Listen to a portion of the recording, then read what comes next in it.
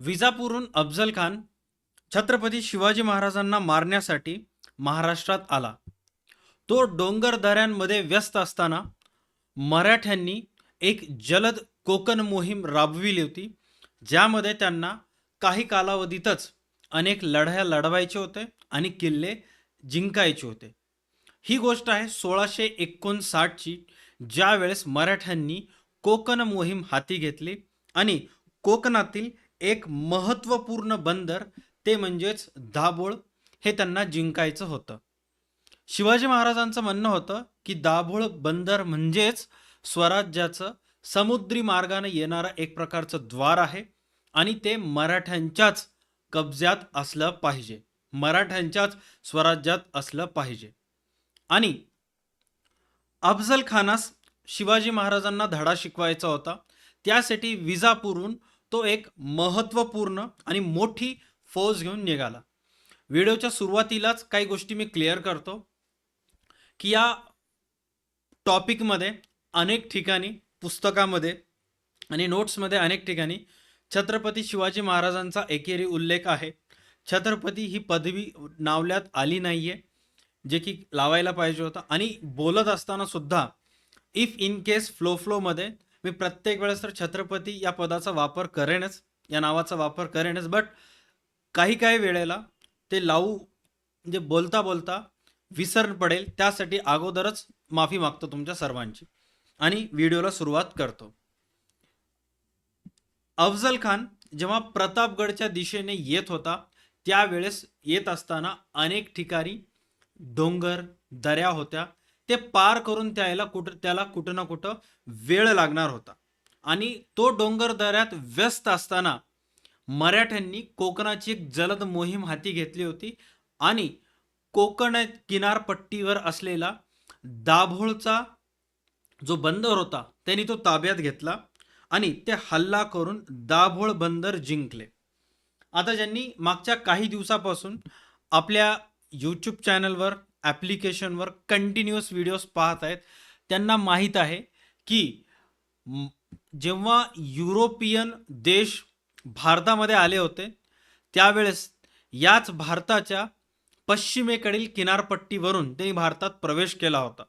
त्यामुळं कुठं ना कुठं ही पश्चिम किनारपट्टी भारत देशाची एक महत्त्वाची होती, जर भारताचे किंवा मराठ्याचे सार्वभौमत्व अस्तित्वात ठेवायचे असेल तर.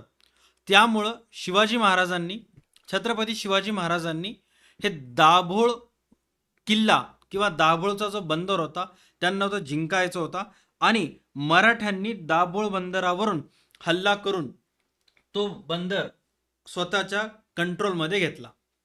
आता इथं व्यवस्थित चेक करा की दाभोळ बंदरात अफझल खानची 3 जहाजे मालासह आली होती.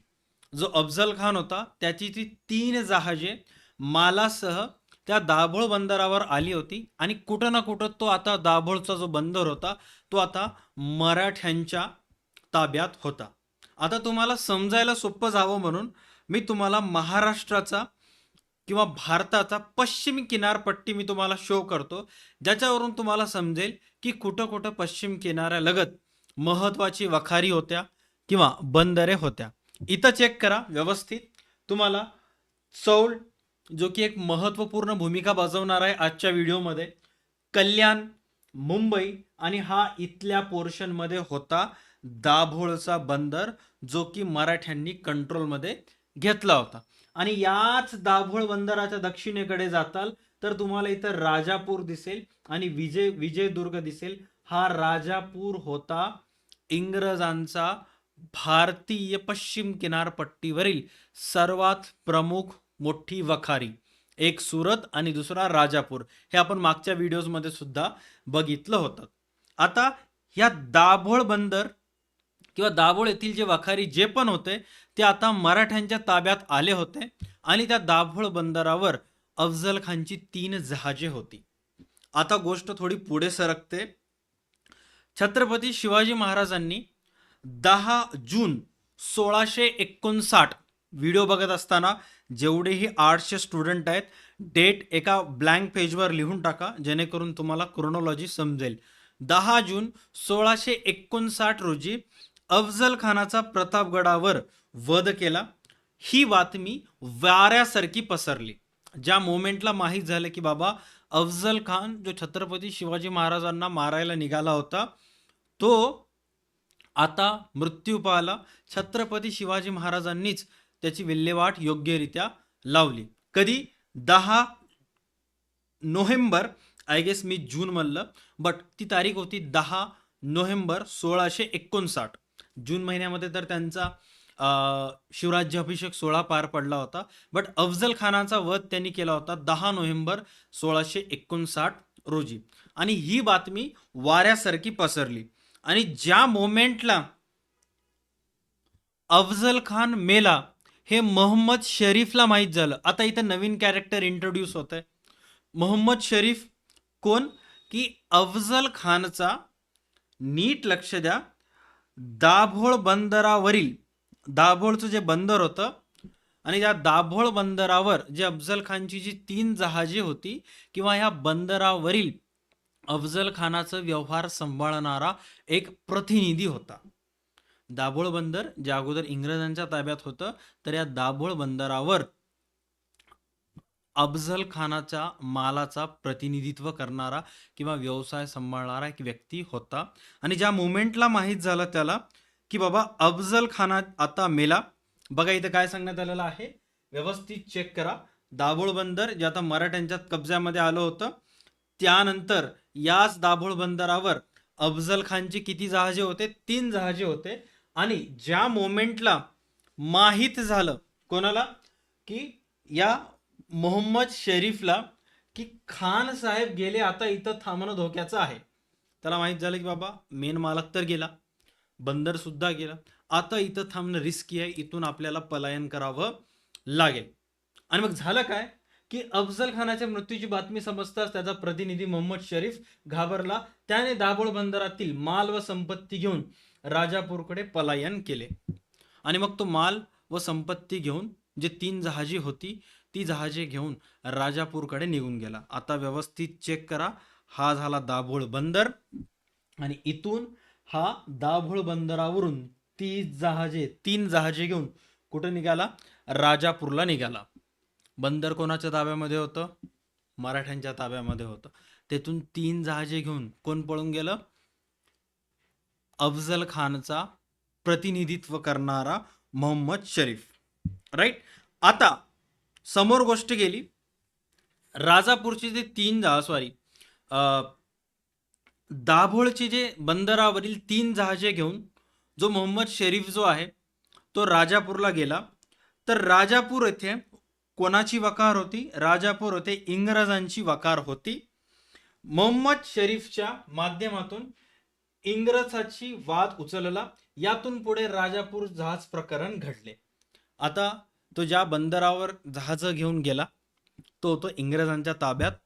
आणि ह्या मोहम्मद शरीफनं इंग्रजांकडून कर्ज घेतलं होतं. आता मराठ्यांचं म्हणणं होतं की ते जहाज दाभोळ बंदरावरची आहेत, ते बंदर आमच्या ताब्यात आहे, तर त्या 3 जहाज आणि त्या जहाजामध्ये असणारा मालावर सुद्धा आमचाच अधिकार असेल.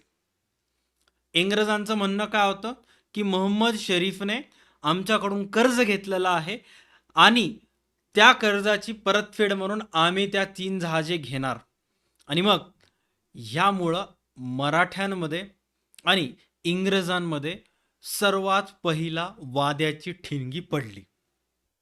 आणि इथूनच मराठा आणि इंग्रज सत्ता संघर्ष हळूहळू हळूहळू वादविवाद चालू झाला. नमस्कार, मी प्रसाद. DA2 अकॅडमीच्या आणखी एका ब्रँड न्यू व्हिडिओमध्ये सर्व 12वी आर्ट्सच्या मुलांचं मनापासून स्वागत करतोय. ही जी आपली सिरीज आहे, या सिरीजमध्ये आपण सर्व इतिहासातील गोष्टी, तुमच्या विषयातील जे सर्व पॉईंट्स आहेत ते एकदम स्टोरी मोडमध्ये समजून घेणार आहोत. आणि परीक्षेला कसं लिहायचं काय नाही हे व्हिडिओच्या शेवटी आपण पाहणार आहोत. व्हिडिओमध्ये अनेक ठिकाणी तुम्हाला बॅकग्राऊंडला स्लाइड्स वगैरे दिसतील. हे स्लाइड्स तुम्हाला DA2 अकॅडमीच्या ॲप्लिकेशनवर नोट्स एक्सपर्ट नावाचा एक कोर्स आहे 299 रुपीजचा. त्याच्यामध्ये तुम्हाला सर्व स्लाइड्स मिळून जातील. एक्झामच्या टाईमला तुम्हाला अभ्यास करायला सर्व गोष्टी समजतील आणि सोपे जातील. राईट. सो सुरुवात करूयात आपण आजचा टॉपिक. आता बेसिक गोष्टी जर तुम्हाला क्लिअर झाल्या असतील की एक्झॅक्ट झालं काय होतं. इंग्रज व मराठे यांच्यामध्ये राजापूर जहाज प्रकरण हा एक खूप चर्चेत टॉपिक आहे. प्रत्येक UPSC MPSC करणाऱ्या विद्यार्थ्यांना जे हिस्ट्रीचा अभ्यास करायला सर्व गोष्टी माहीत असतात. तुम्हाला सुद्धा माहीत असायला पाहिजे. ओके. मराठा आणि इंग्रजमध्ये त्या 3 जहाजांमुळं कुठं ना कुठं वादविवाद निर्माण झाला. अगोदर सर्व गोष्टी एकदम प्रॉपर चालू होत्या. सुरुवात करूयात. अफजल खान भेटीपूर्वी नीट लक्ष द्या. ज्या वेळेस शिवाजी महाराज, छत्रपती शिवाजी महाराज अफजल खानला भेटायला जात होते, त्या भेटीपूर्वी मराठ्यांनी दाभोळ बंदर जिंकले आणि त्यावेळी अफजल खानची 3 जहाजे जे बंदरात येण्याच्या तयारीत होती, हे 3 जहाजे त्यांनी स्वतःच्या कंट्रोलमध्ये घेतली. त्याच्यानंतर अफजल खानचा मृत्यू झाला. प्रतापगडावर अफजल खानचा मृत्यू झाला. छत्रपती शिवाजी महाराजांनी त्याला ठार मारलं आणि ही बातमी मोहम्मद शरीफला मिळाली किंवा पोहोचली आणि हे माहीत झाल्याबरोबर तो घाबरला. मोहम्मद शरीफ कोण होता की अफजल खानचा दाभोळ बंदरावरील व्यवसाय सांभाळणारा एक प्रतिनिधित्व करणारा व्यक्ती होता. आणि मग जेव्हा त्याला माहीत झालं की बाबा सरदार गेला त्याचा, त्यानं काय केलं, राजापूर बंदरात निघाला. कुठून निघाला? दाभोळ बंदरात जी अफजल खानची 3 जहाजे माल भरून रेडी होते ती घेऊन तो राजापूर बंदराला निघाला. त्यानंतर अफजल खानचा मुलगा फाजल खान, आता नीट लक्ष द्या, इथं आणखी एक कॅरेक्टर इंट्रोड्यूस व्हायला आहे. या व्हिडिओमध्ये खूप सारे कॅरेक्टर्स येणार आहेत. प्रत्येक कॅरेक्टर्स व्यवस्थित लक्ष द्यायचं. घटना कधीची आहे? 1659, 1659. All right. तर अफजल खानचा एक मुलगा होता ज्याचं नाव होतं फाजल खान. तर या फाजल खान बद्दल काय सांगण्यात आलेलं आहे? तो राजापूरचा सुभेदार अब्दुल करीमला जहाजावरील माल उतरवण्याचे आदेश दिला. फाजल खाननं सांगितलं की बाबा अफजल खानचा मृत्यू झालेला आहे आणि मोहम्मद शरीफ जो 3 जहाजे घेऊन राजापूरच्या बंदरावर येत आहे, ते जहाजे आणि त्यातला सामान उतरून घेण्याचे आदेश फाजल खाननं, नीट लक्ष द्या, फाजल खाननं कोणाला सांगितले की राजापूरचा सुभेदार अब्दुल करीम. कोणाला सांगितलं? अब्दुल करीम. आता नावं लक्षात घ्या. प्रत्येक ठिकाणी दाभोळ बंदराचा व्यापार सांभाळणारा अफजल खानचा प्रमुख कोण होता? शरीफ. राईट. राजापूरचं काम सांभाळणारा कोण होता? जे की दिलेल्या माहितीनुसार इथं सांगण्यात आलेलं आहे अब्दुल करीम. राईट. आणि मग झालं काय की मराठ्यांनी संधी साधून जसं अगोदर हल्ला केला होता तसंच सेम हल्ला त्यांनी राजापूर बंदरावर केला आणि राजापूर बंदर सुद्धा जिंकले. आणि ही मराठ्यांची सर्वात मोठी विक्ट्री होती. त्यांनी अगोदर दाभोळ बंदरावरून हल्ला केला, दाभोळ बंदर जिंकलं. तिथून अफजल खानचा प्रतिनिधित्व करणारा, बंदर सांभाळणारा जो शरीफ होता, त्यानं 3 जहाज घेऊन राजापूरला आला. मराठ्यांनी लगेच संधी साधली, दाभोळ नंतर लगेच हल्ला केला राजापूर बंदरावर आणि राजापूर बंदर सुद्धा जिंकून घेतलं. आणि समोर काय होते चेक करा. राजापूर बंदर जिंकल्यानंतर इंग्रजांनी आर्थिक खेळी चालू केली. आता इंग्रजांचं म्हणणं काय होतं चेक करा. इंग्रजांची आर्थिक केळी, नॉट केळी, इट्स खेळी. ओके. अब्दुल करीमने इंग्रजांकडून कर्ज घेतले होते. जो राजापूर बंदर सांभाळणारा अफजल खानचा प्रमुख होता अब्दुल करीम, त्याने इंग्रजांकडून कर्ज घेतले होते. तो कर्ज फेडू शकत नव्हता. राईट. आणि इंग्रजांनी 3 जहाजांपैकी एक जहाज कर्जफेडीसाठी ताब्यात घेतले. आता बघा, जेव्हा मराठ्यांनी राजापूर बंदर सुद्धा जिंकले त्यावेळेस इंग्रज म्हणाले की बाबा ठीक आहे, काय प्रॉब्लेम नाहीये, तुम्ही हे बंदर घ्या. ओके. बट ह्या अब्दुल करीमनं आमच्याकडून कर्ज घेतलेलं आहे आणि त्या कर्जाची परतफेड म्हणून आम्हाला त्या 3 जहाजापैकी एक जहाज देऊन टाका. आणि मग नीट लक्ष द्या, काय सांगण्यात आलेलं आहे, मराठ्यांनी हे जहाज परत मागितले आणि इंग्रजांनी स्पष्ट नकार दिला. मराठ्यांचं म्हणणं होतं की बाबा हे जे 3 जहाजे आहेत ते कुठले आहेत? सर्वप्रथम हे जे 3 जहाजे आहेत ते आहेत दाभोळ बंदरातील. 3 जहाज कुठले आहेत? दाभोळ बंदरातील आहेत. आणि अफजल खानला आम्ही मारलं. आणि अगोदरचा असा एक नियम होता की बाबा एखादा एक राजा दुसऱ्या राजाला जेव्हा मारतो तर त्या राजाच्या हक्काची जी पण काही संपत्ती त्या संबंधित बंदरावर असेल, त्या संबंधित किल्ल्यावर असेल, ती सर्व संपत्ती, ती सर्व गोष्टी ज्या आहेत त्या जिंकणाऱ्या पार्टीचे होतात. आणि मग तसंच झालं. मराठ्यांनी मागितलं की बाबा हे 3 जहाजं आम्हाला द्या. राईट. इंग्रजांनी काय म्हटलं?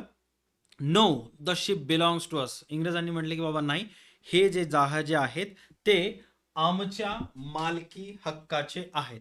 हे जहाजे जे आहेत इट बिलॉंग्स टू अस, हे आमच्याकडचे आहे, हे जहाज आमचे आहेत. कारण त्या अब्दुल करीमनं आमच्याकडून कर्ज घेतला होता, तो त्या कर्जाची परतफेड करू शकत नाहीये, त्यामुळं ही जहाजे आम्ही त्याच्याकडून काढून घेतलेली आहेत. इंग्रजांनी जहाजे परत देण्यास नकार दिला. आणि मग झालं काय की मराठ्यांनी जेतापूर येथील इंग्रज दलाल वेलजी याला अटक केली. वेलजी नावाचा एक इंग्रजी दलाल होता, इंग्रज दलाल होता, त्याला अटक केली. का? कारण दोघांनाही ते जहाज पाहिजे होते. राईट. आणि इंग्रजांनी देण्यास नकार दिला होता. आता देण्यास नकार दिला म्हणजे इगो हर्ट झाला. आणि मराठ्यांचं जेव्हा इगो हर्ट होतो त्यावेळेस समोरच्या माणसाची काही खैरच राहत नाही, त्यांना राहते की वाचते की.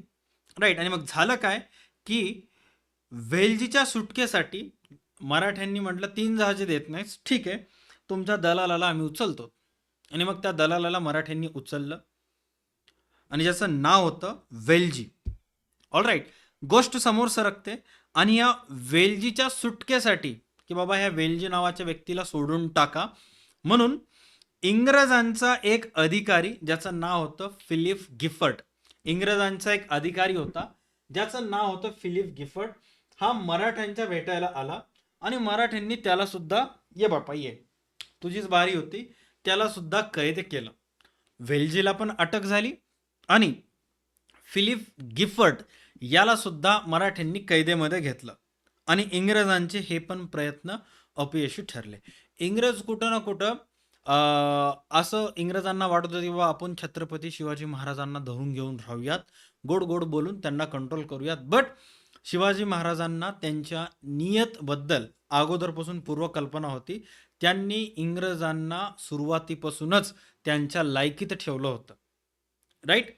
हे कुठं ना कुठं आता आपल्याला त्यांनी घेतलेल्या निर्णयावरून दिसतेच. ओके. आणि मग झालं काय की पुढे मराठ्यांनी आणि फिलिप गिफर्ट या दोघांचीही सुटका केली.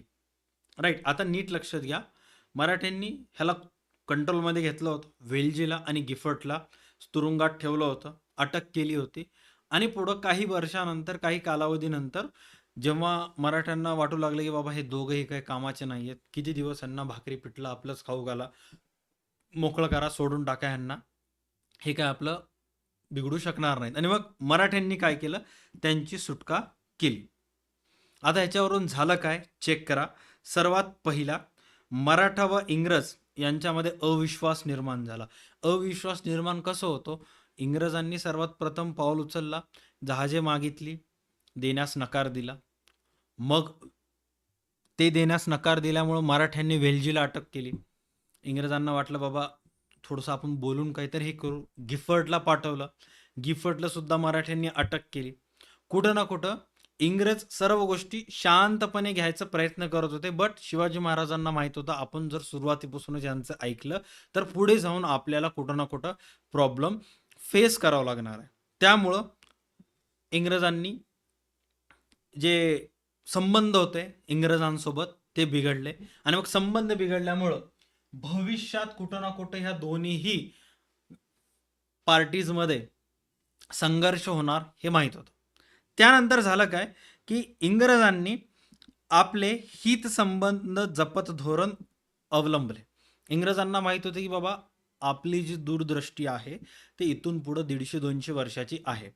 त्यामुळं आताच एवढं अग्रेसिव्ह न होता मराठ्यांना जे करायचे ते करू देऊयात. आपण थोडंसं शांत राहूयात. कारण बघा, इंग्रजांच्या 2 अधिकाऱ्यांना त्यांनी अटक केली होती.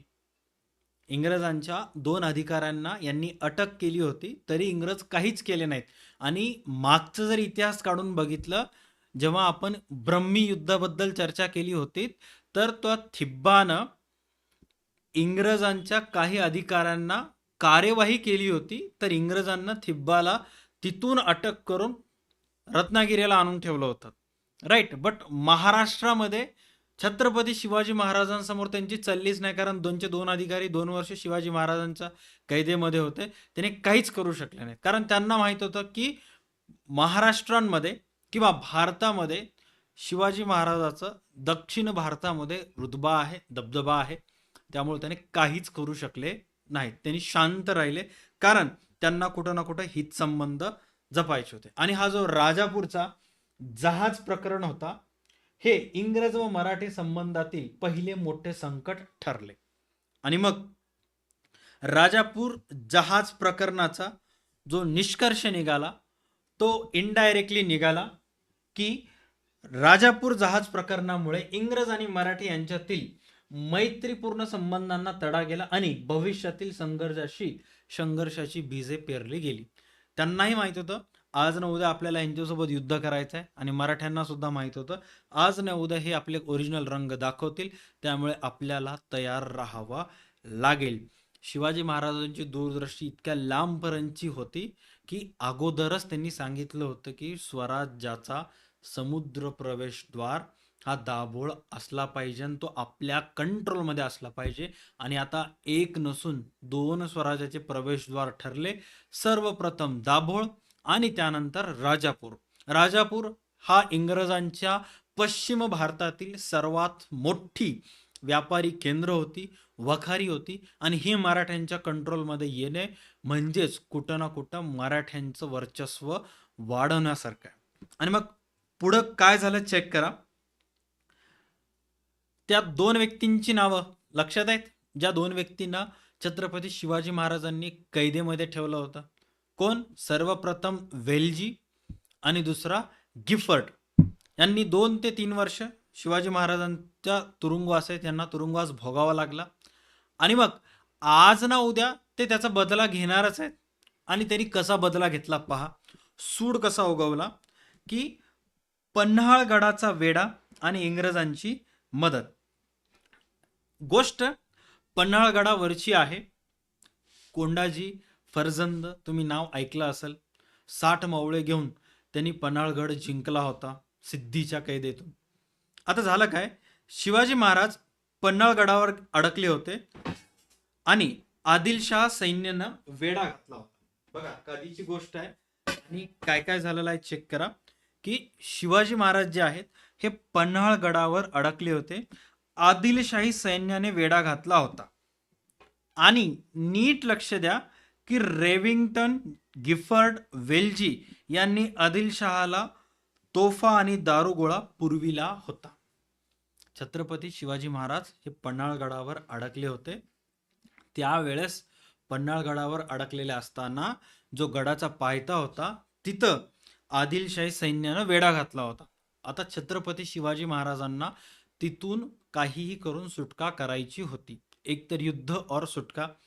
आणि आदिलशाही सैन्याला दारुगोळा पुरवण्याची जी जबाबदारी आहे ते कोण घेतली होती? रेविंग्टन, गिफर्ट, वेल्जी. राईट. रेविंग्टन, गिफर्ट, वेल्जी यांनी दारुगोळा पुरवण्याचा जिम्मा घेतला होता, किंवा कुठं ना कुठं दारुगोळा पुरवला होता. का? कारण जितकं दारुगोळा जास्त राहील तितकं दिवस युद्ध चालेल आणि तितक्या लवकर या आदिलशाही सैन्याला मराठ्यांना कंट्रोल करता येईल. पण झालं त्याच्या उलटच. झालं काय की शिवाजी महाराजांनी त्या आदिलशाही वेड्यातून त्या पन्हाळगडावरून स्वतःची सुटका करून घेतली. इंग्रज आणि आदिलशाहीला वाटत होते की शिवाजी महाराज अडकून पडले आहेत, पण महाराजांनी धाडसी योजना करून त्या वेड्यातून यशस्वी सुटका केली. शत्रूचा अंदाज चुकला आणि महाराज गायब. तिथून महाराज स्वतःची सुटका करून घेतली आणि त्या वेढ्यातून बाजूला सरकले. पण आत्ता महाराजांना लक्षात आलं होतं की बाबा या वेलजीला आणि या गिफ्टला 2 वर्ष अगोदरच दाबून मारून टाकलं असतं तर कुठे ना कुठे बरं झालं असतं. बट आता त्यांनी महाराजांसोबत पंगा घेऊन चूक केली आणि आता महाराज त्यांचा बदला घेणार म्हणजे घेणार. आणि झालं काय, चेक करा की राजापूरवर मराठ्यांची स्वारी. सुटकेनंतर पुढील वर्षी शिवाजी महाराजांनी राजापूरवर स्वारी केली आणि इंग्रजांचा पराभव केला. सर्वात पहिले दाभोळ बंदर जिंकलं, त्याच्यानंतर काही कालावधीनंतर त्यांनी राजापूरवर आक्रमण केलं आणि राजापूर बंदर सुद्धा मराठ्यांनी जिंकलं आणि इंग्रजांचा हस्तक्षेपाचा बदला घेतला. इंग्रजांचा हस्तक्षेपाचा कोणता बदला घेतला की अफजल खानाची जे 3 जहाजे दाभोळ बंदरावरून जे राजापूर बंदरावर आली होती, मराठ्यांना ते 3 जहाजे पाहिजे होती. बट इंग्रजी अधिकाऱ्यांना सांगितलं की बाबा हे 3 जहाजे आमचे आहेत, कारण अफजल खानच्या प्रतिनिधित्व करणाऱ्या अब्दुलने आमच्याकडून कर्ज घेतला होता आणि जोपर्यंत कर्ज फेडत नाही तोपर्यंत हे जहाजे आमचे आणि आता ह्या 3 पैकी एक जहाज आमचे आहेत. असं मराठा आणि अफजल खानामधील चाललेल्या वादामध्ये इंग्रजांनी हस्तक्षेप केला आणि याचा बदला म्हणून मराठ्यांनी राजापूरवरच हमला केला आणि राजापूर बंदर मराठ्यांच्या स्वराज्यात आले. आता बारी होती बदला घ्यायची आणि बदला घेण्यात आला तो काही असा. चेक करा, ही तेच 4 ते 5 जण आहेत जे छत्रपती शिवाजी महाराज पन्हाळगडावर असताना आदिलशाही सैन्यांना दारुगोळा पुरवण्याचं काम केले होते. वेल्जी, गिफर्ट, रेविंग्टन, रडॉल्फ टेलर. बघा, Henry Revington, Richard Taylor, Rudolph Taylor, Philip Gifford यांना पकडून 2 वर्ष तुरुंगात टाकण्यात आलं. इंग्रजांना, हे जे इंग्रज अधिकारी आहेत यांना पकडून 2 वर्ष तुरुंगात टाकण्यात आलं. ही गोष्ट कधीची आहे? ही गोष्ट आहे 1959 मध्ये अफजल खानाचा वध झाल्यानंतर 1 ते 2 वर्षानंतरची आहे. आणि त्यावेळेला शिवाजी महाराजांचा, छत्रपती शिवाजी महाराजांचा आणखी राज्याभिषेक झाला नव्हता आणि ज्या मोमेंटला राज्याभिषेकाची तयारी चालू होती त्या सर्व तयारी चालू असताना हे सर्व व्यक्ती रेविंग्टन, टेलर, गिफर्ट हे स्वराज्याच्या जेलमध्ये, तुरुंगामध्ये तुरुंगवास भोगत होते. का? कारण हे राजापूर बंदरावर होते, तिथून मराठ्यांनी यांना उचललं, राजापूर बंदर स्वतःच्या कब्ज्यामध्ये घेतला आणि स्वतःच्या कब्ज्यामध्ये घेतल्यानंतर यांना तुरुंगात टाकलं. आता गोष्ट थोडं पुढे सरकते. आणखी एक नवीन कॅरेक्टर ज्याचं नाव आहे स्टीफन उस्टिक. राईट, स्टीफन उस्टिक हा रायगडावर आला इंग्रजांच्या वतीनं. कशासाठी रायगडावर आला? चेक करा की इंग्रजांच्या वतीने स्टीफन उस्टिक हा अधिकारी शिवाजी महाराजांकडे वखारी संदर्भात बोलणी करण्यासाठी रायगडावर आला. कारण इंग्रजांची वखारी राजापूरला होती. राजापूर छत्रपती शिवाजी महाराजांच्या स्वराज्यात त्यांच्या अधिकार क्षेत्राखाली किंवा त्यांच्या राज्यामध्ये होतं, कारण मराठ्यांनी त्याच्यावर आक्रमण करून ते जिंकले होते. आणि मग तिथं जी इंग्रजांची वखारी होती त्याबद्दल शिवाजी महाराजांना बोलायला स्टीफन उस्टिक आला. बोलून बोलून त्यांना काय बोलणार आहे की राजे, आय नो तिथं आता तुमचा अधिकार आहे, बट माझी एक विनंती आहे की आम्हाला व्यापार करू द्या. ते पूर्ण राजापूर क्षेत्र, किल्ले वगैरे सर्व तुमचेच, बट आम्हाला ॲटलिस्ट व्यापाराची तरी परवानगी द्या. राईट, कारण इंग्रजांना माहीत होतं की भारतावर राज्य करायचं असेल तर कुठं ना कुठं मराठ्यांसोबत संबंध मैत्रीपूर्वक आणि चांगले असले पाहिजेत. हे काही ब्रह्मदेशाचा थिब्बा नव्हे की रातोरात उचललं रत्नागिरीला आणून ठेवलं. हे महाराष्ट्राचे राजे आहेत, हे भारतातील हिंदू समाजाचे संस्थापक असल्यासारखे आहेत आणि कुठं ना कुठं त्यांना शिवाजी महाराजांसोबत संबंध चांगले ठेवायचे होते, त्यासाठी स्टीफन उस्टिक आला होता. आणि मग झालं काय, की महाराजांनी त्यांचे 2 वकील, नीट लक्षात घ्या, ज्यांचं नाव काय होतं, सुंदरजी आणि पिलाजी, यांची इंग्रजांनी अधिकाऱ्यांसोबत भेट घालून दिली. तो जो स्टीफन उस्टिक डायरेक्ट महाराजांना भेटायला आला होता. महाराज सांगितलं की हे सर्व जे काम आहेत ते आमचे 2 वकील बघतात, तुम्ही त्यांच्यासोबत बोला. आणि मग सुंदरजी आणि पिलाजी हे शिवाजी महाराजांचे वकील होते. हे इंग्रजांना भेटले, मात्र ही भेट अपयशी ठरली.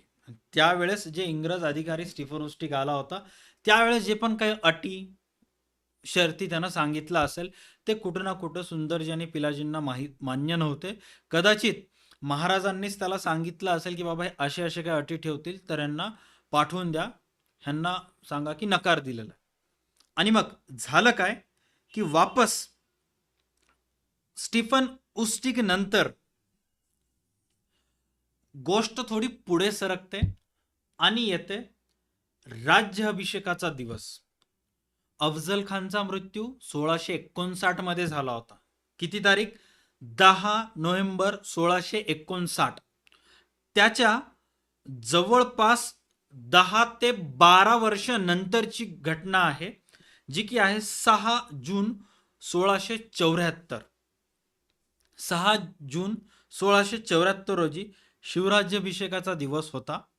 आणि त्या दिवशी हेनरी ऑक्सिडेंट हा इंग्रज वकील आला आणि इंग्रजांनी शिवाजी महाराजांच्या सार्वभौमत्वाची दखल घेतली. सार्वभौमत्वाची दखल घेणे म्हणजेच काय, की ज्या इंग्रजांना माहीत नव्हतं की बाबा, त्यांना वाटत होतं की शिवाजी नावाचा व्यक्ती, सॉरी फॉर दॅट, किंवा छत्रपती शिवाजी महाराज हे सर्वसामान्य एक राजे आहेत, किंवा त्यांना त्यांचं गुडविल माहीतच नव्हतं. ज्या मोमेंटला शिवराज्याभिषेक सोहळा झाला, त्या मोमेंटला कळालं की बाबा हे सर्वसामान्य साधंसुद्धा व्यक्तिमत्व नसून हे फार मोठं व्यक्तिमत्व आहे आणि आपल्याला यांच्यासोबत डील करत असताना मल्टिपल गोष्टीचा विचार करावा लागणार आहे. राईट. आणि मग झालं काय, की 8वा पॉइंट हा कुठं ना कुठं एक सर्वात मोठा टर्निंग पॉइंट येतो. बघा, शिवाजी महाराजांनी वयाच्या 16व्या वर्षी आय गेस जो शिवराज्याभिषेक वगैरे करण्यात आलं. तर नीट लक्षात घ्या की हे सर्व होत असताना, स्वराज्याची स्थापना करत असताना, अनेक धर्मांच्या 18 पगड, 12 बलुतेदार या सगळ्या समाजाच्या लोकांना एकत्रित आणून त्यांनी स्वराज्याची स्थापना केली होती. सर्व गोष्टी लक्षात आहेत, शाबाश. आणि मग जेव्हा हेनरी ऑक्सिडेंट आला आणि 8वं पॉइंट सर्वात महत्वाचं, राज्य अभिषेकाला आल्यानंतर काही दिवस नंतर, राज्याभिषेक झाल्यानंतर तो शिवाजी महाराजांना भेटला आणि हेनरी ऑक्सिडेंटने राजापुरात वखार काढण्याची परवानगी मिळवली. आणि मग तो शिवाजी महाराजांची भेट घेऊन राजापुरात जी वखार काढायची आहे तेथील परवानगी त्याला मिळाली. गोष्ट पुढे सरकते. 6 जून 1674 शिवाजी महाराजांचा राज्याभिषेक झाला आणि 12 जून 1674 तह झाला. तह म्हणजेच काय? कॉन्ट्रॅक्ट झालं. काय कॉन्ट्रॅक्ट झालं? की 12 जून 1674 रोजी इंग्रज आणि मराठे यांचा तह झाला. या तहावर दोन्ही बाजूंच्या प्रतिनिधींच्या सह्या केल्या व संबंध सुधारले आणि व्यापाराला चालना मिळाली. हा तह इंग्रज आणि मराठे संबंधातील महत्वपूर्ण टप्पा ठरला. मागच्या काही वर्षांमध्ये जिथं इंग्रज आणि मराठे यांचा संबंध कुठं ना कुठं खराब होता, तो हेनरी ऑक्सिडेंटनं छत्रपती शिवाजी महाराजांसोबत, मराठ्यांसोबत कॉन्ट्रॅक्ट करून कुठं ना कुठं सुधारण्याचा प्रयत्न केला. गोष्ट थोडीशी पुढे सरकते. आता झालं काय, की या तहामध्ये काही अटी व शर्ती होत्या.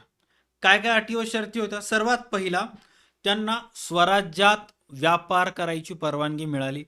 युरोपीय देश किंवा युरोपातून ज्याही वस्तूची खरेदी किंवा उत्पादन करून ते आशियाई देशामध्ये, भारतामध्ये, राजापूर बंदरावर, दाभोळ बंदरावर विकण्यासाठी आणत असत. ती वस्तू स्वराज्यामध्ये ते विकू शकतात, व्यापार करू शकतात. त्याच्यानंतर राजापूर, दाभोळ, चौल, कल्याण जे महाराष्ट्राचा पश्चिमी किनारपट्टी आहे, इथे वखारी उघडण्यास त्यांना परवानगी मिळाली. इथे ते वखारी उघडू शकत होते. हे कशाच्या नियमानुसार आहे? 12 जून 1674च्या कॉन्ट्रॅक्टनुसार. त्यानंतर इंग्रजांच्या मालावर 2.5% जकात घेणे. जेवढ्याही वस्तूची खरेदी विक्री ते इथं करतील आणि नफा कमवतील, त्या एकूण मालावर त्यांना 2.5% जकात ड्युटी कोणाला द्यावी लागेल?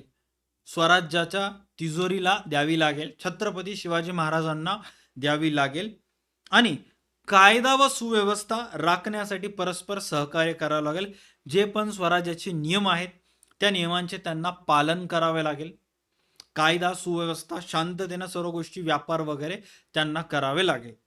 आणि व्यापाराला चालना मिळाली, परंतु अटी ज्या होत्या त्या स्वराज्याच्या हिताच्याच होत्या. तुम्ही व्यापार करा, सर्व गोष्टी करा, बट लायकीत राहून सर्व गोष्टी जे स्वराज्याचे नियम आहेत त्या नियमांचे पालन करून तुम्हाला करावे लागतील. दुसरे काही अटी होते, ज्यामध्ये सर्वात पहिली होती की इंग्रजी ते तिथं शिक्षाशी झालेला आहे, शिक्क्याची असायला पाहिजे. म्हणजे जे ब्रिटिश करन्सी होते ती चालणार नाहीत. मराठ्यांच्या राज्यात चलन व्यवस्था मराठ्यांच्या नियंत्रणात असेल. हे तुमचे जे करन्सी आहे, युरो ते इथं चालणार नाहीत. जे पण तुम्ही टाकसाळ चालू वगैरे केलं होतं चेन्नई मद्रासला, ते गोष्टी इथं चालणार नाहीत. इथं आमचेच सर्व गोष्टी चालतील, तुमचं वगैरे काही चालणार नाही. आणि हे जे अटी झाले होते ते कुठं ना कुठं स्वराज्याच्या सार्वभौमत्वाचे एक महत्वाचे पाऊल होते.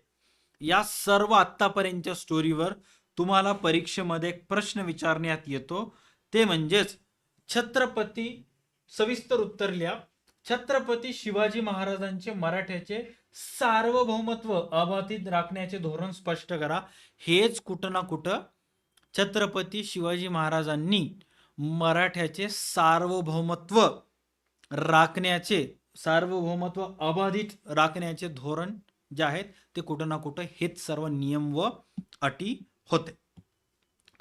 त्याच्यानंतर झालं काय, चेक करा की याच सगळं 12 जून 1674 रोजी जो करार झाला होता, जो तह झाला होता, यामध्ये इंग्रजांच्या अटी सुद्धा शिवाजी महाराजांनी फेटाळून लावल्या. कोणत्या कोणत्या अटी होत्या? की अनेक वेळेला जी जहाजे वगैरे समुद्र मार्गाने येत असतात ती वादळामध्ये, समुद्रामध्ये जे भरती ओहोटीचं प्रक्रिया होत असते, किनाऱ्याला लागून फुटतात आणि जहाजे फुटून किनाऱ्यास लागलेल्या इंग्रजाचा माल त्यास परत द्यावा. शिवाजी महाराजांना देणार नाही, फुटून आलेला आहे, संपला. त्यानंतर जंजिराच्या सिद्धीचा तह करावा, त्यास बुडवू नये. आणि इतर काही विशेष सवलती इंग्रजांनी म्हटले की तो जो जंजिरा आहे तो सिद्धीचा तह वगैरे करावा, म्हणजे सिद्धीसोबत पण कॉन्ट्रॅक्ट वगैरे करावा. इंग्रज तसलं, शिवाजी महाराज म्हणले तसलं काही करणार नाही. जे जहाज आदळून वगैरे किनारपट्टीवर आलेले आहेत ते माल इथलाच असेल, ते काय तुम्ही घेऊन जाऊ शकत नाही. आणि त्या सिद्धी नाद सोडा, आम्ही त्याचं काही करणार नाहीत. ह्यास आणि विशेष सवलती हे सुद्धा काही मिळणार नाहीत, हे शिवाजी महाराजांनी फेटाळले. त्यानंतर गोष्ट थोडं पुढे सरकते. महाराजांची भूमिका ठाम होती. काय काय गोष्टी होत्या चेक करा. सर्वात पहिला, वखारी कुठं कुठं स्थापन करायचं, क्लिअर. इंग्रजी नाणी महाराष्ट्रात चालणार नाहीत. महाराष्ट्रात मराठ्यांच्याच राज्याची चलन व्यवस्था नियंत्रणात असेल. आणि जे काही जहाजे फुटून येतील ते माल आमचा, सिद्धीसोबत आम्ही काही तह वगैरे करू शकत नाही. आणि यामुळं स्वराज्याचे सार्वभौमत्व अबाधित राहिले. यामुळं स्वराज्याचे सार्वभौमत्व अबाधित राहिले पाहिजे. कोणत्याही परकीय सत्तेसमोर स्वराज्य झुकणार नाही. ह्या लाईन डबल वाचा. कोणत्याही परकीय सत्तेसमोर स्वराज्य झुकणार नाही. राईट.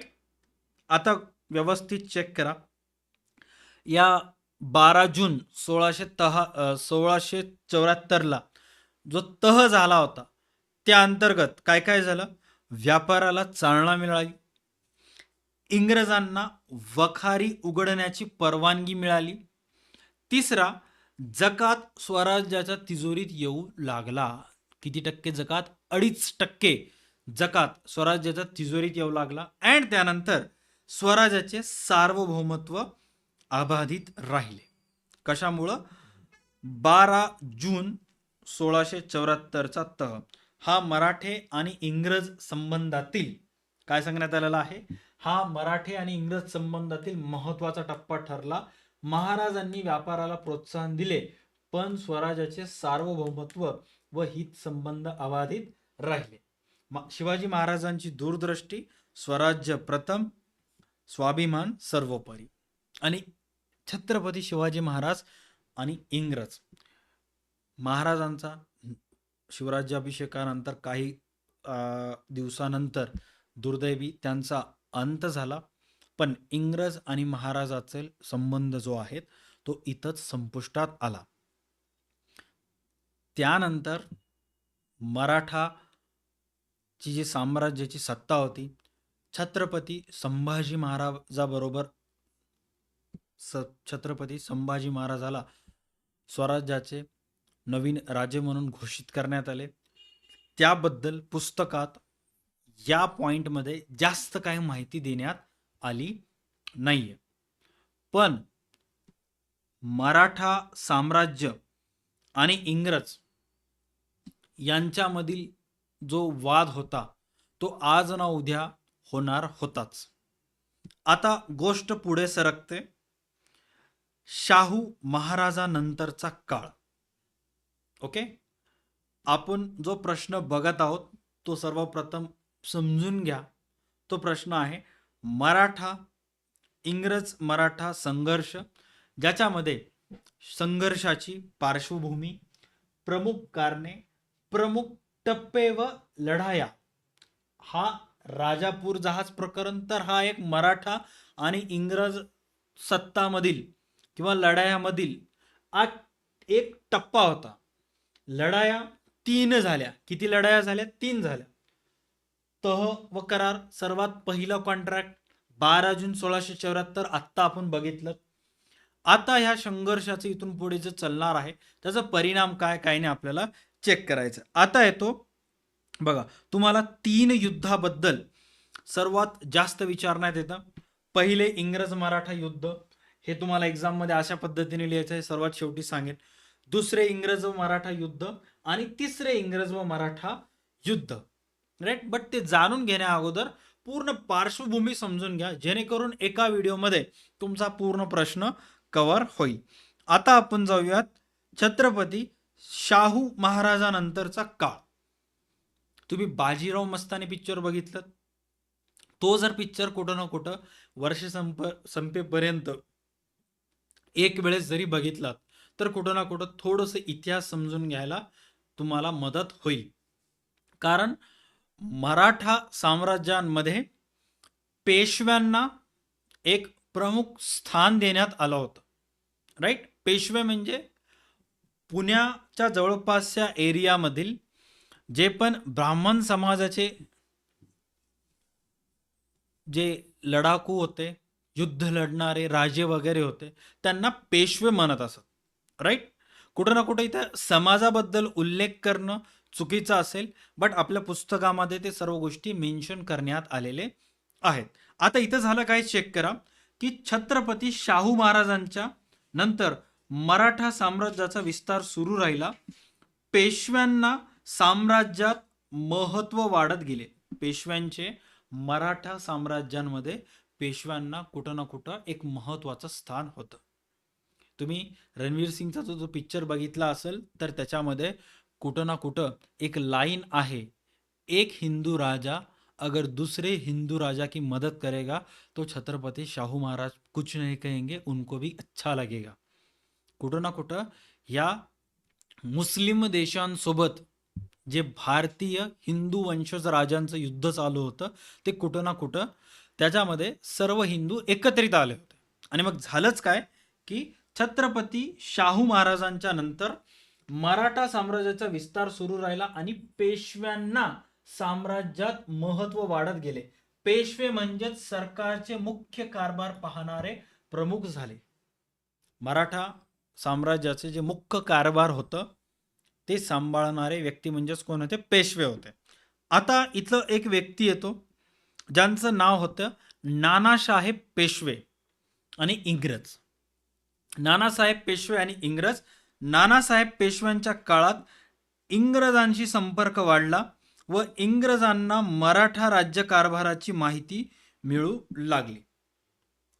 इंग्रज जे होते त्यांचा संबंध आला होता नानासाहेब पेशव्यांबरोबर आणि त्या इंग्रजांना मराठा राज्यकारभाराची माहिती मिळू लागली. इंग्रज व्यापाराच्या निमित्तानं आपले पाय मराठा राज्यात रोवायला सुरुवात केली. इंग्रजांनी हळूहळू पेशव्यासोबत संबंध वाढवले. कोणासोबत? नानासाहेब पेशव्यांसोबत. आणि हळूहळू त्यांना कुठं ना कुठं मराठ्यांच्या स्वराज्यात व्यापाराची पाळंमुळं रोवायची होती. आणि मग झालं काय की थोरले माधवराव पेशवे, नीट समजून घ्या की थोरले माधवराव पेशवे मराठा साम्राज्य पुन्हा मजबूत केले. इंग्रज सावध झाले आणि त्यांनी संधी शोधण्यास सुरुवात केली. माधवरावांच्या कारकिर्दीत मराठाचा जो पताका होता, मराठाचा जो झेंडा होता तो पुन्हा उंचावला. म्हणजेच नीट लक्षात घ्या की हा थोरले माधवराव जे पेशवे होते त्यांनी मराठा साम्राज्य पुन्हा मजबूत करायला चालू केला. आणि इंग्रजांना कुठं ना कुठं हेच नको होतं की वापस जर मराठा साम्राज्याला त्यांचा एक छत्रपती मिळाला तर आपलं या देशावर हक्क गाजवण्याचा, इंग्रजांचा परचम, इंग्रजांचा झेंडा या देशावर राबविण्याचं, फडकवण्याचं स्वप्न ते स्वप्नच राहील. त्यामुळं त्यांना मराठा सेनामध्ये, मराठा साम्राज्यामध्ये वापस कोणा एका रोल मॉडेलला, हिरोला तयार होऊ द्यायचं नव्हतं. एक मसीहा कोणीच बनून असं वाटत होतं. बट थोरले माधवराव पेशवे ते मसीहाची भूमिका बजावत होते. ते मराठा साम्राज्य कुठं ना कुठं विस्तार करत होते, जास्तीत जास्त लढाया जिंकत होते, किल्ले जिंकत होते. आणि मग झालं काय की रघुनाथराव, ज्यांचं नाव होतं राघोबा, यांची यांना पेशवेपद हवं होतं. पेशवेपद म्हणजेच काय? पेशव्यांची जी सत्ता होती त्याचा प्रमुख म्हणजेच पेशवा, राईट. तर माधवरावांशी त्यांचे मतभेद वाढले. एकीकडे होते रघुनाथराव आणि दुसरीकडे होते माधवराव. रघुनाथराव, ज्यांना राघोबा आपण म्हणता, राईट, त्यांना पेशवेपद पाहिजे होतं. आणि एकीकडे होते माधवराव, जे मराठा साम्राज्य पुन्हा मजबूत करत चालले होते. आणि जो व्यक्ती मराठा साम्राज्य मजबूत करत जातो त्यालाच पेशवेपद मिळतं. आणि एकीकडे होते रघुनाथराव, त्यांना पेशवे पदांची इच्छा इतकी वाढत होती, बट राज्यांमध्ये, सत्तामध्ये त्यांना मिळू नये असे लोक सुद्धा होते. कारण जो काम करेल त्यालाच हिरो म्हणतात. बाहुबली पिक्चर बघितलेला आहे, राईट. भले भल्लाल देवला राजा व्हायचा होता, बट प्रजा कोणासोबत होती? बाहुबली सोबत होती. तसंच काही परिस्थिती इथं निर्माण झाली. आणि मग हेच रघुनाथराव व राघोबा इंग्रजांकडे गेले. त्यांना सत्ता पाहिजे होती पेशव्यांची आणि ते माधवराव त्यांना मिळू देत नव्हते. मग ते कोणाकडे गेले? ते गेले इंग्रजांकडे. आणि इंग्रजांपुढे जाऊन म्हणाले ते की मला पेशवेपद मिळून द्या, त्या देण्यासाठी मला तुमची मदत हवी आहे. हे जे राघोबा आहेत ते इंग्रजांना म्हणाले की बाबा मला पेशवेपद मिळून द्या, मला तुमची मदत हवी आहे. आणि ह्यांनी सत्तेसाठी इंग्रजांपुढे अक्षरशः हात पसरले. इंग्रजांना तेवढंच पाहिजे होतं. इंग्रजांना सुद्धा काय पाहिजे होतं की ह्यांच्यातलाच कोणीतरी एक विभीषण निघावा आणि त्याच्या मदतीने आम्ही त्याच्या सत्तेमध्ये, त्यांच्या स्वराज्यामध्ये जाऊ.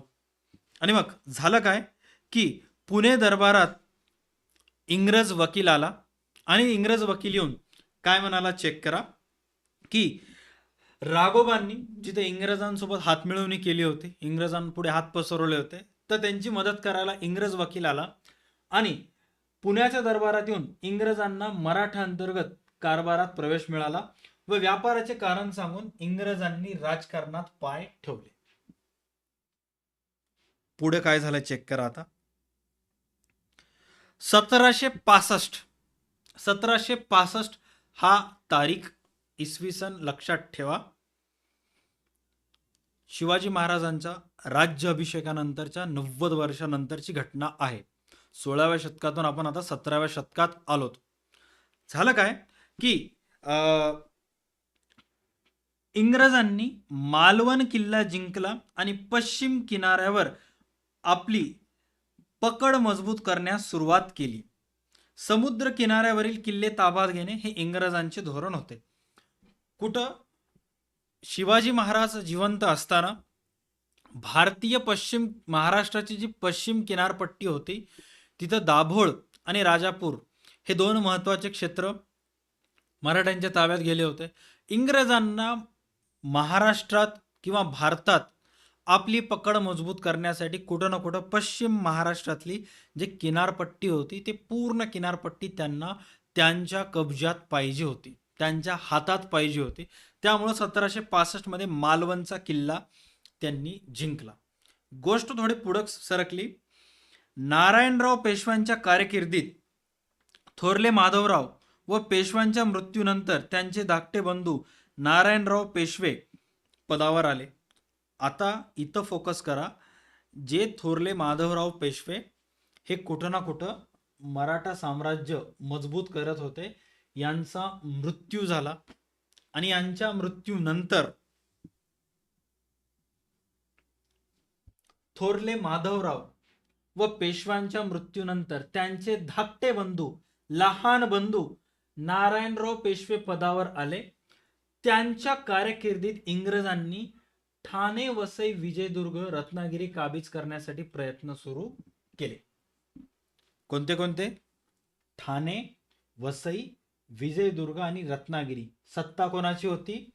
या थोरले नारायणराव पेशवे यांची सत्ता होती. आणि यांची सत्ता चालू असताना इंग्रजांनी हे 4 प्रमुख ठिकाण यांच्या ताब्यात घेण्यासाठी प्रयत्न केले आणि इंग्रजांची नजर जी आहे कोकणातील किल्ले व बंदरावर होती. आणि मग झालं काय की उत्तरेत मुघल बादशाह शिंदे व होळकरांच्या प्रभावाखाली होता. आता नीट लक्ष द्या. हा मॅप बघा. हा मॅप तुमच्या पुस्तकातला आहे. ऑलराईट.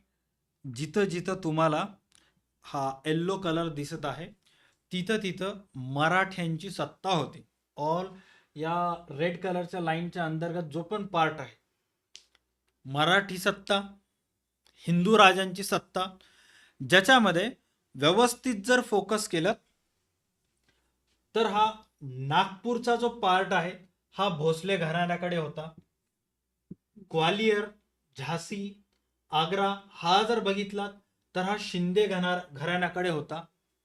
अँड त्याच्यानंतर हा जर इथं बघितलात इंदोरचा पार्ट हा होळकरांकडे होता. वडोदरा जो आहे तो गायकवाडांकडे होता. राईट. आणि हा जो पार्ट होता हा जो आहे हा इथला पार्ट होता पेशव्यांकडे. राईट. आता इंग्रजांच्या पॉइंट ऑफ व्ह्यूने विचार करा की इंग्रजांना जर पेशव्यांची सत्ता पाहिजे असेल किंवा पेशव्यांच्या राज्यावर स्वतःचं राज्य करायचं असेल तर जेव्हाही युद्ध होतील तर पेशव्यांसोबत जर इंग्रजांचं युद्ध झालं तर ऑटोमॅटिकली भोसले घराणे पेशव्यांच्या मदतीला येईल. राईट. भोसले घराणे पेशव्यांच्या मदतीला येईल. शिंदे पेशव्यांच्या मदतीला येतील. वडोदरातील गायकवाड, पवार या पेशव्यांच्या मदतीला येतील. आणि कुठं ना कुठं इंग्रजांचा पराभव होईल. म्हणून इंग्रजांना काय करायचं होतं की या शिंदेला इकडंच कोणासोबत तर अडकून टाकायचं, भोसलेंना सुद्धा इकडंच अडकून टाकायचं, गायकवाडना सुद्धा इथंच कोणासोबत तर युद्ध करून अडकून टाकायचं. म्हणजे हे युद्धामध्ये इकडे इकडे आपल्या आपल्या क्षेत्रात व्यस्त असतील आणि इंग्रजांना पेशवेपद मिळेल, इंग्रजांना पेशव्यांचं राज्य मिळेल. कारण ते इकडून या भारताच्या पश्चिम किनारपट्टीवरून, महाराष्ट्राच्या पश्चिमी किनाऱ्यावरून ते महाराष्ट्राच्या या सत्तेमध्ये घुसत होते, स्वराज्यामध्ये येत होते. राईट. आता गोष्ट तुम्हाला समजण्यास सोपी जाईल की उत्तरेत मुघल बादशाह शिंदे व होळकरांच्या प्रभावाखाली होता. जो भारताचा उत्तर होता तो मुघल बादशाह शिंदे यांच्या प्रभावाखाली, होळकरांच्या प्रभावाखाली होता. बादशहाला आपल्या प्रभावाखाली घेणे आणि नागपूरकर भोसल्यांच्या बंगालमधील प्रभाव कमी करणे यासाठी इंग्रज सक्रिय झाले. आता इंग्रजांचं काम काय होतं की आपण तर डायरेक्ट पेशव्यांसोबत युद्ध सध्या करू शकत नाही, आणि मग आपल्याला काय काम करायचं आहे की मुघल बादशाह जो होता त्याला कुठं ना कुठं त्याच्या कंट्रोलमध्ये घ्यायचं होतं. हा जो दिल्ली साईडला, लाहोर साईडला जो मुघलांचा एरिया होता, या मुघल बादशहाला त्यांच्या कंट्रोलमध्ये घेणे, त्यानंतर नागपूरकर भोसल्यांचा बंगालमध्ये प्रभाव कमी करणे यासाठी ते सक्रिय झाले. या साईडला कुठं ना कुठं तुम्हाला बंगाल वगैरे दिसेल. हे बघा, कोलकाता हा बंगालचा पोर्शन आहे. इथं कुठं ना कुठं कोणाची सत्ता होती? नागपूरकर भोसल्यांची सत्ता होती. कुठं ना कुठं यांचं प्रभाव जे आहे ते बंगालमधून त्यांना कमी करायचं होतं. आणि मग याच्यासाठी इंग्रज काय झाले?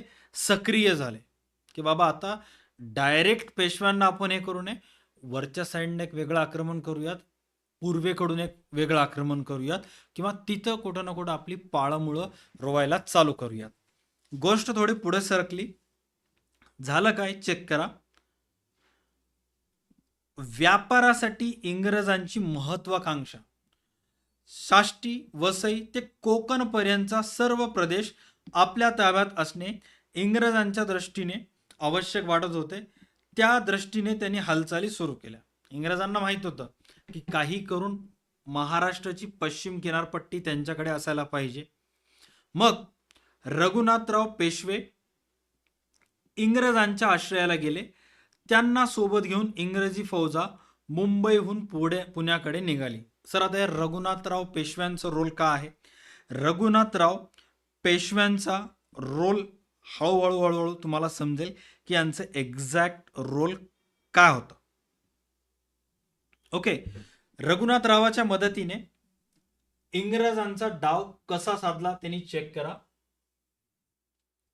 वडगावचे पहिले युद्ध, सर्व गोष्टी मी एकत्रित आणतो ऍट द एंड, मला थोडंसं टाइम द्या.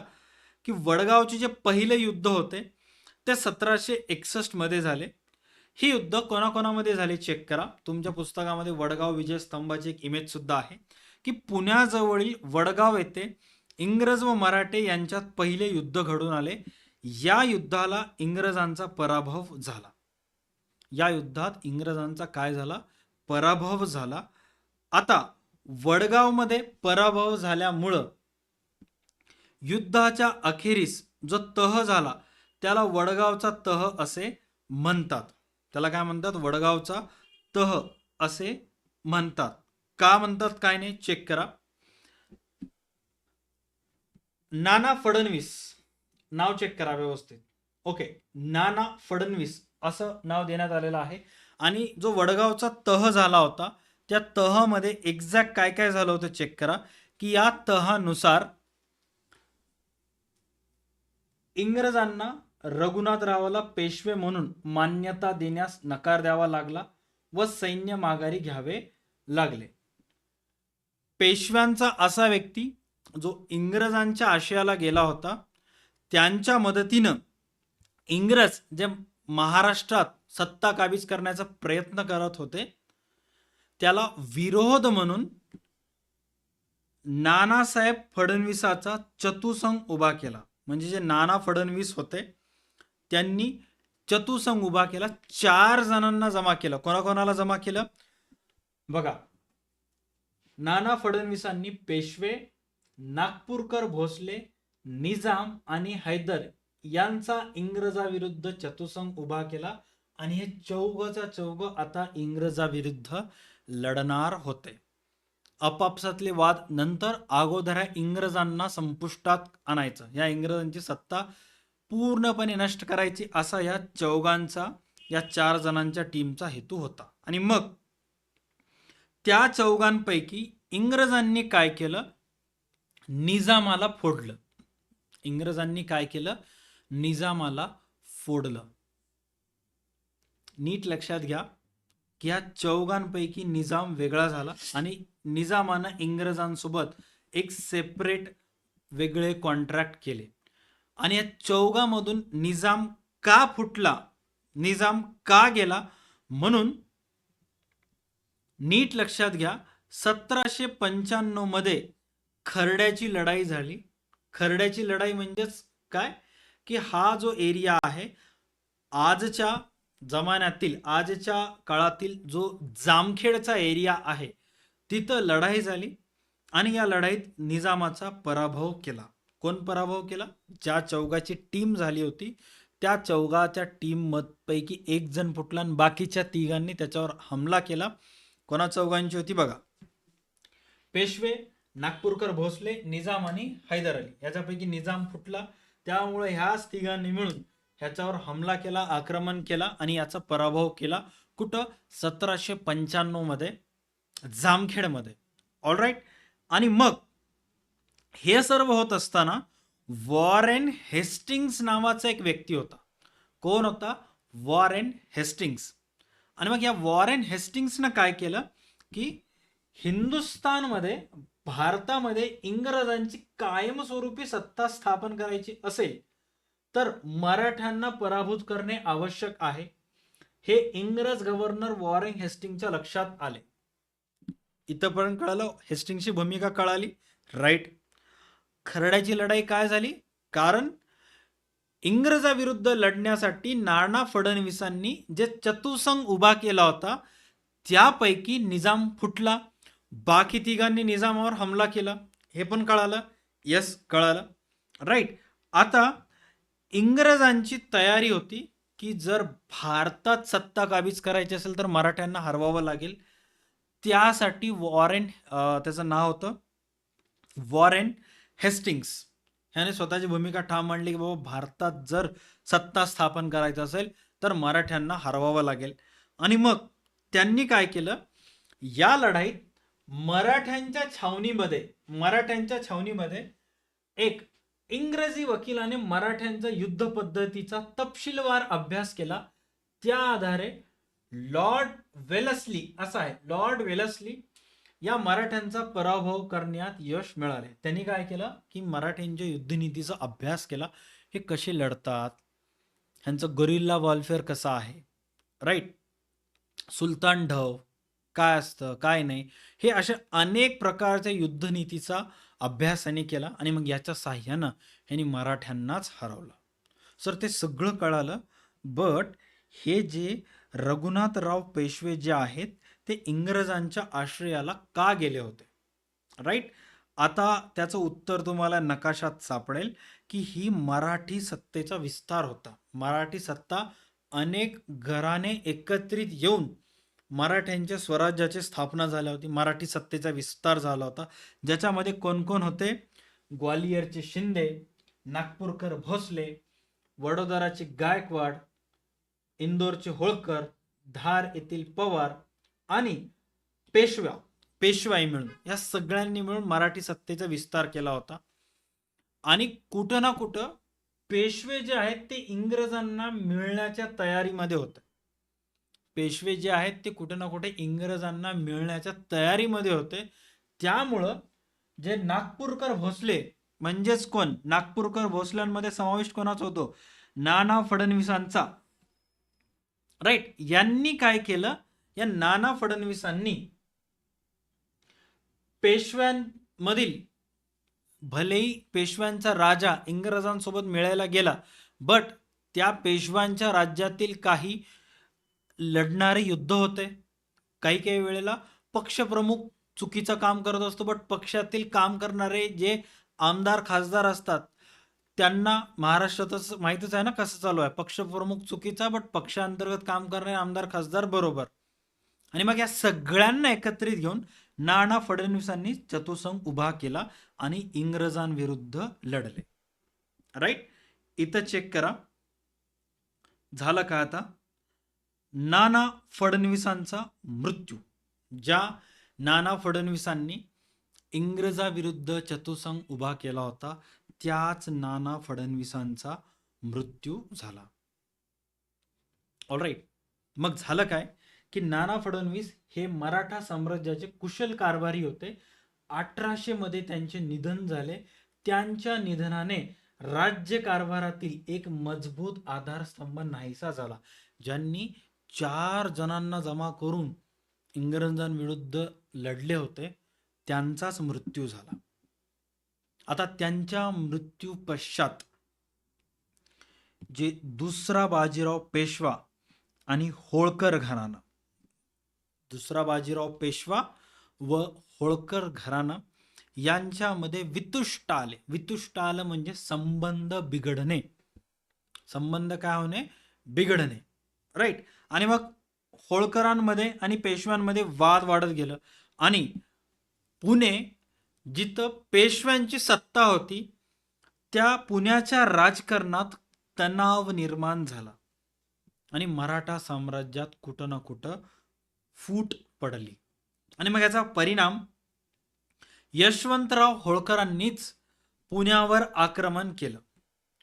जे यशवंतराव होळकर आत्तापर्यंत मराठा साम्राज्यासाठी लढत होते, बट पेशवाईतील काही चुकीच्या राजकारभारामुळं आणि घेतलेल्या पेशवाई निर्णयामुळं होळकर आणि पेशवाईमध्ये कुठं ना कुठं वितुष्ट आलं आणि मग त्यांनी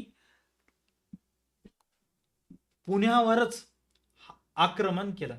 यशवंतराव होळकरांनी पुण्यावर आक्रमण केलं आणि पेशव्यांची स्थिती डळमळीत झाली.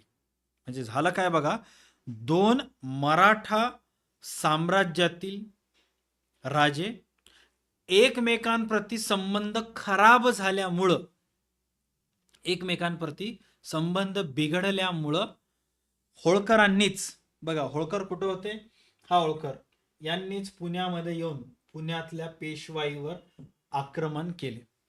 आणि मग त्याचा परिणाम काय झाला, जेव्हा होळकरांनी पेशवाईवर आक्रमण केलं, दुसरा बाजीराव पेशवा भिवून इंग्रजांच्या आश्रयाला गेला. जिथं आत्तापर्यंत नाना फडणवीसांमुळं, भोसले घराण्यामुळं, गायकवाड आणि पवार घराण्यामुळं जे पेशवाई भिवून होती, इंग्रजांकडे मिळत नव्हती, नाना फडणवीसांच्या मृत्यूनंतर पेशवाईमध्ये आणि होळकर घराण्यामध्ये वितुष्ट निर्माण झाले, संबंध बिघडले आणि त्यांनी पेशवाईवर, पुण्यावर आक्रमण केलं. या भीतीनं दुसरा बाजीराव पेशवा इंग्रजांच्या आश्रयाला गेला. त्यानं कोणाच्या आश्रयाला गेला, इंग्रजांच्या आश्रयाला गेला आणि इंग्रजांनी त्यांना संरक्षण दिलं. इंग्रजांना तेच पाहिजे होतं, कधी एकदा ह्या चौघांमधून एक जण फुटल, आमच्याकडे येईल आणि मग आम्ही त्याला कंट्रोलमध्ये करून त्यांच्यावर वापस आक्रमण करू. इंग्रज तर फक्त त्याची वाट बघत होते कधी एकदा येईल आणि हा स्वतःवरूनच इंग्रजांकडे गेला.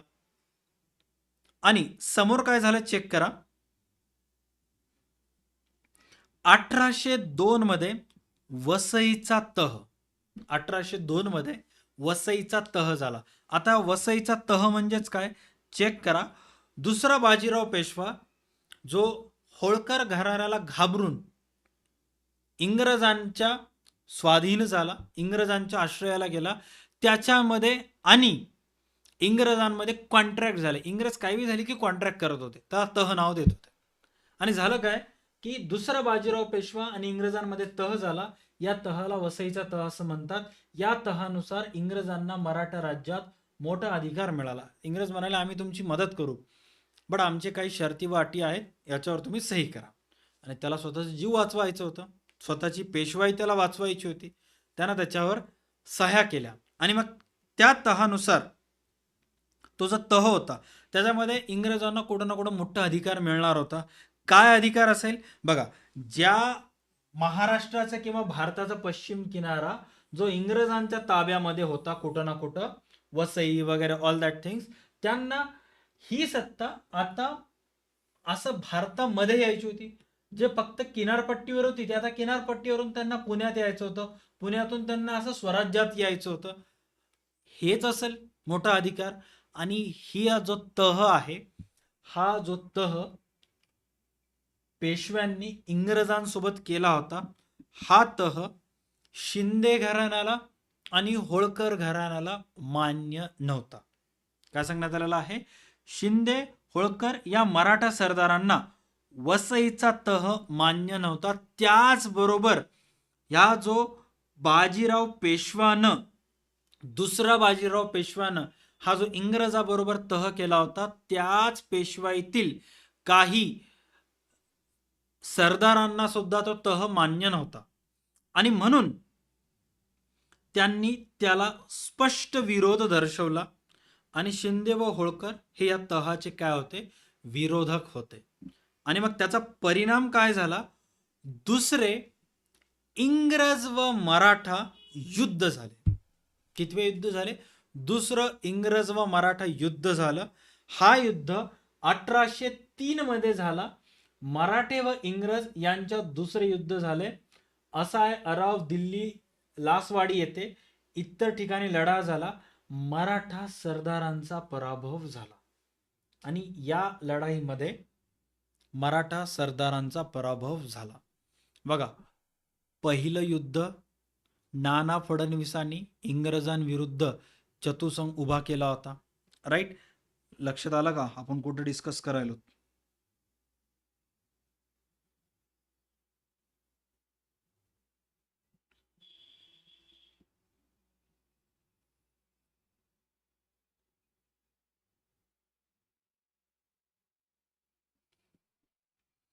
वडगावचे पहिले युद्ध लक्षात आले, पुण्याजवळील वडगाव ते पहिलं युद्ध झालं होतं. राईट, या युद्धामध्ये 1771 मध्ये इंग्रजांचा काय झाला होता, पराभव झाला होता. इंग्रजांचा काय झाला होता, पराभव.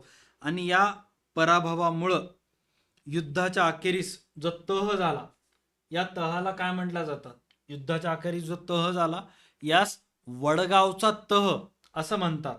राईट, आणि या तहानुसार इंग्रजांना रघुनाथरावाला पेशवे म्हणून मान्यता देण्यास नकार द्यावी लागली. वडगावचा तह हा इंग्रजांसाठी अपमानास्पद ठरला.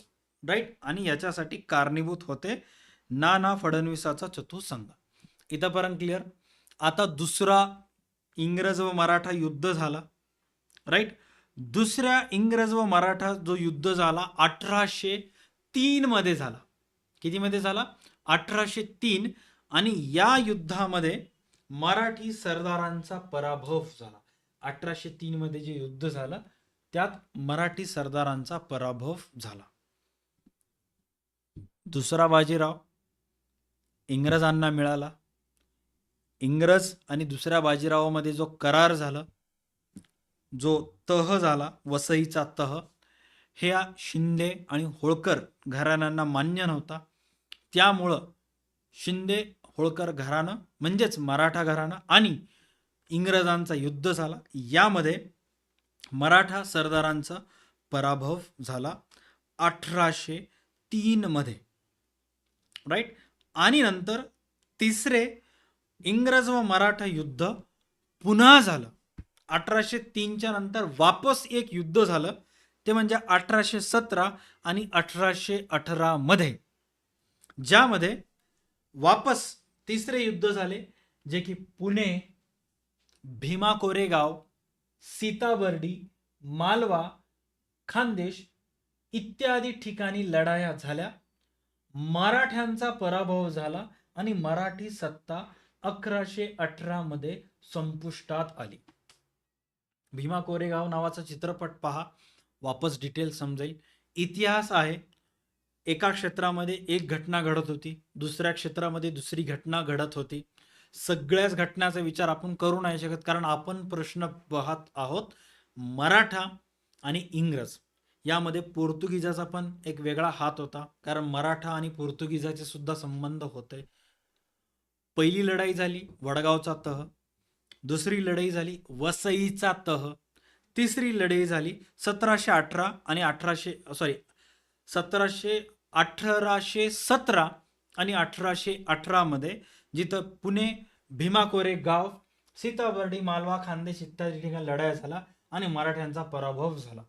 सर मग मराठ्यांचा पराभव झाला, शिंदे घराणं संपलं, होळकर घराणं संपलं. मग सर त्या दुसऱ्या बाजीरावाचं काय झालं?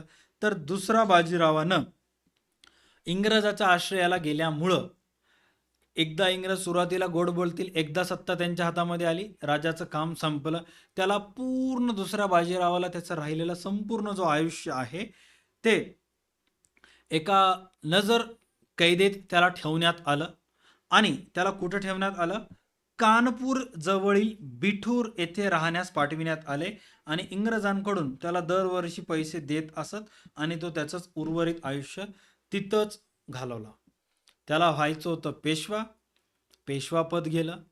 त्याच्या एकट्याच्या जिद्दमुळं मराठ्यांचं साम्राज्य सुद्धा गेलं आणि त्याचं उर्वरित पूर्ण आयुष्य नजर कैदात इंग्रजांच्या सानिध्यात त्याला घालवावं लागलं. अशा पद्धतीनं इंग्रज आणि मराठा यात टोटल 3 युद्ध झाली. शिवाजी महाराजांच्या काळात समझोते झाले, कारण त्यांना माहित होतं की शिवाजी महाराजांना हरवणं मुश्किल नाही. बट त्याच्यानंतर आपल्याच स्वराज्यातील लोकांच्या सत्तेच्या हव्यासापोटीच आपणच आपली सत्ता गमावून बसलो आणि आपल्याऐवजी बाहेरचेच येऊन सत्ताधीश झाले. आता परीक्षेमध्ये तुम्हाला कसं प्रश्न विचारण्यात येते चेक करा. परीक्षेमध्ये काही अशा गोष्टी तुम्हाला विचारण्यात येतात की इंग्रज व मराठे यांच्यात झालेल्या युद्धांची सविस्तर माहिती लिहा. बस तुम्हाला काही अशी सविस्तर माहिती लिहायचं आहे. जे आत्तापर्यंत बॅकग्राऊंडमध्ये इमेजेस होते ते फक्त तुमच्या व्हिज्युअलायझेशन स्ट्रॉंग करण्यासाठी होतं. बट इथे ज्या गोष्टी आहेत हे तुम्हाला एक्झाममध्ये लिहायचे आहेत. बघा, पहिलं युद्ध 1775 ते 1782च्या काळामध्ये झालं. इंग्रजांना वसई ते कोकणपर्यंतचा व्यापाराच्या दृष्टीने आपल्या ताब्यात हव्यासं वाटत होते. त्या दृष्टीने त्यांनी प्रयत्न सुरू केले. पेशवे पदासाठी आश्रयाला आलेल्या रघुनाथरावाला घेऊन इंग्रजी फौजा मुंबईवरून निघाल्या. पुण्याजवळ वडगाव येथे इंग्रज मराठी यांची गाठ पडली. इंग्रज आणि मराठा यांच्यात वडगाव येथे झालेल्या पहिल्या युद्धात मराठ्यांनी इंग्रजांचा पराभव केला. राईट, मराठ्यांनी इंग्रजांचा काय केला? पराभव केला. आणि काय महत्वाचे मुद्दे काय होते? रघुनाथरावाच्या आश्रयाने इंग्रजांनी मराठा विरोधात मोहीम सुरू केली. वडगाव येथे युद्ध झाले. मराठ्यांचा इंग्रजावर युद्ध विजयी झाला. वसई हा प्रदेश इंग्रजांच्या हिताचाच होता. ओके, एक सेकंड, मी त्या प्रदेशाचं नाव चेक करतो. ओके, की एक्झॅक्ट त्या प्रदेशाचं नाव काय?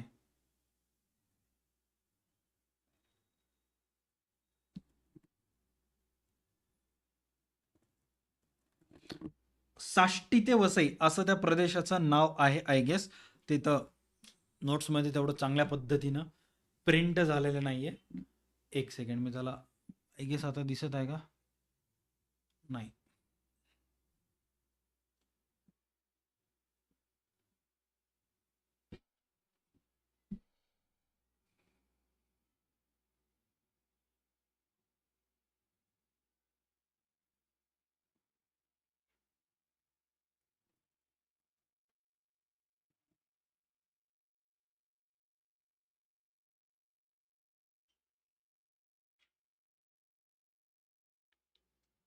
हे काय इथं साष्टी ते वसई कोकण पर्यंतचा सर्व प्रदेश त्यांना पाहिजे होता. नोट्समध्ये तितकं चांगल्या पद्धतीनं आय गेस प्रिंट झालेलं नाहीये.